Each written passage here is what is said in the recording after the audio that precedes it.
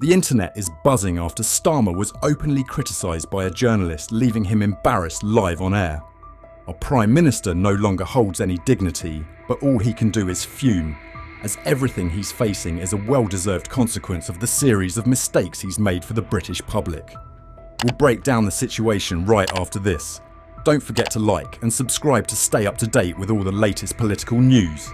But actually, what I'd like to put to you is that why should anybody believe you? You started with some pledges in 2019, if I can just finish, which you've dropped. You economic justice, including increasing income tax for the top 5% earners. That's gone. Social justice, including abolishing tuition fees, abolishing universal credit. You've dropped that. Defending migrants' rights, including defending free movement as we leave the EU and a compassionate immigration system. It seems the journalists had anticipated the public's outrage, even before Starmer had the chance to get tangled up in his own policies. But this is exactly what he deserves, after raising false hopes among the people just to secure the Prime Minister's seat. Once he was in Downing Street, he immediately turned his back on all the promises he had made to the public. It's this sense of betrayal that has caused the journalists to lose their temper, as they relentlessly grilled Starmer with sharp questions, leaving him unable to escape the criticism.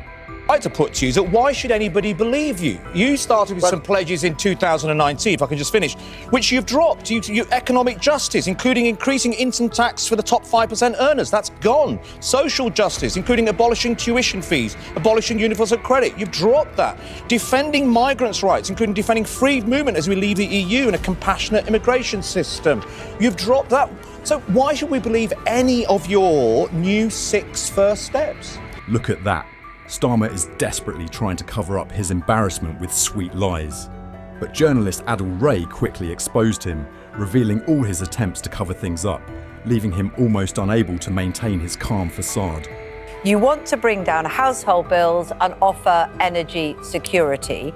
How much cheaper will our bills be under a Labour government? 5%, 10%? What will it mean? Well, we want to, as you rightly say, set up Great British Energy. That's a publicly funded, a publicly owned company which is owned by the taxpayer, making money for the taxpayer by investing in clean British power. Now, clean British power is, renewables, which is about a third of the price of fossil fuels at the moment, and that ought to bring down the household bills by about £400 for each bill, but that's a permanent drop. This is the big difference, I think. Everybody, I think, supports the energy price caps because we desperately needed those in the last year and a half when the energy prices went through the roof. Not long after making his grand promises, Starmer quickly forgot his commitments. It's truly disappointing. Since he came to power, electricity bills have skyrocketed, and now the energy price cap has surged to an eye-watering £1,717 a month for the average household in the UK. Meanwhile, people are struggling to cope with these massive price hikes. Now, Starmer is talking about cutting bills, as if that's some magic solution that will help everyone breathe a sigh of relief. But it's not as simple as he seems to think, is it? This is a clear example of the injustice and hypocrisy in Starmer's approach. Has done, and the winter fuel payment is not Labour's signature policy. What they've done, for example, on clean energy, what they're doing. Of course, it's their signature policy. It's the only thing. No, hang on, Mike. No, hang on, Mike. It's the only thing. It's the only thing they've done. What's their clean energy policy achieved? Nothing. Well, it's going to bring all of our bills down. Oh, really? All our bills are going up, Mike. Think about clean energy, having cheaper electricity bills is going to make. You can't sit there and just babble at me, right? Mike, sorry, Mike. No, sorry, stop. Stop. You can't. Can you cut this guy off? Just cut him off. Cut him off. You can't just sit there babbling. It's nonsense. The clean energy bill will not save us money. We know that the price of energy is going up. Keir Starmer said before he got in that they would cap the price of energy. He hasn't done that. That was another lie, right? The price of energy has gone up, and it will go up again before Christmas. Pensioners are going to be dying as a result of the policy that Keir Starmer has put into place, that Rachel Reeves has put into place, and that nobody in the Labour Party conference wanted him to do because they voted against it. Wait a minute. Wasn't it Starmer himself who declared that the Labour Party was united in protecting the interests of the UK? Yet here we are, hearing about factions within the party divided over his policies, and this isn't just some quiet disagreement. A large number of MPs are genuinely furious about his decision to cut winter fuel support. If Starmer just wants to run things his way, ignoring all opposition, can we still call the Labour Party a united entity? Or is it just another big con, like everything else he's done and put on display for the public? Mr. Starmer, can we talk about sort of the pledges that what you call the first steps? You know, what people really want to see from a new government, whoever that might be, are promises and pledges that governments stick to and see some trust and credibility. First of all, you're being accused, a lot of your steps, the 6 steps that you labelled, things about the NHS, the economy and stop the boats, are very similar to Rishi Sunak's. But actually, what I'd like to put to you is that why should anybody believe you? You started with some pledges in 2019, if I can just finish, which you've dropped. You economic justice, including increasing income tax for the top 5% earners. That's gone. Social justice, including abolishing tuition fees, abolishing universal credit. You've dropped that. Defending migrants' rights, including defending free movement as we leave the EU and a compassionate immigration system. You've dropped that.